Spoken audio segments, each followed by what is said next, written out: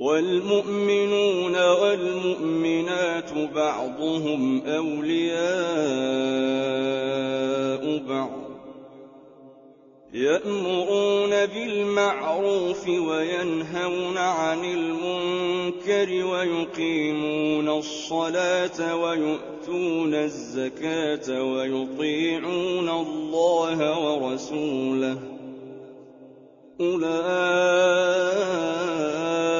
سيرحمهم الله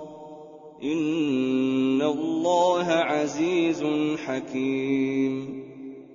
وعد الله المؤمنين والمؤمنات جنات تجري من تحتها الأنهار خالدين فيها ومساكن طيبة في جنات عدن ورضوان من الله أكبر ذلك هو الفوز العظيم يا أيها النبي جاهد الكفار والمنافقين واغلظ عليهم ومأواهم جهنم وبئس المصير يحلفون بالله ما قالوا ولقد قالوا كلمة الكفر وكفروا بعد إسلامهم وهموا بما لم ينالوا وما نقموا إلا أن أغناهم الله ورسوله من فضله فإن يتوبوا يك خيرا لهم وإن يتولوا يعذبهم الله عذابا أليما في الدنيا والآخرة وما لهم في الأرض من ولي ولا نصير ومنهم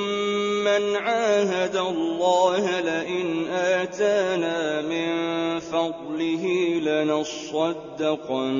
ولنكونن من الصالحين فلما آتاهم من فضله بخلوا به وتولوا وهم